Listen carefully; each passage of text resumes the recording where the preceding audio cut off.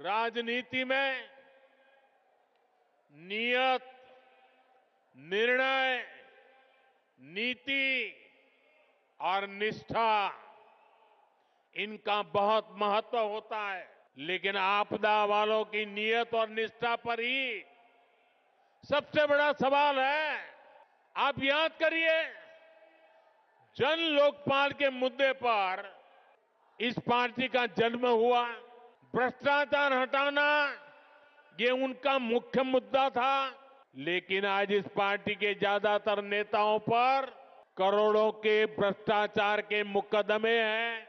दिल्ली में शराब घोटाला किसने किया? आपदा वालों ने।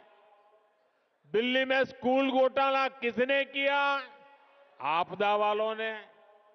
दिल्ली ने गरीबों के इलाज के नाम पर किसने जनता के पैसे लूटे? आपदा वालों ने।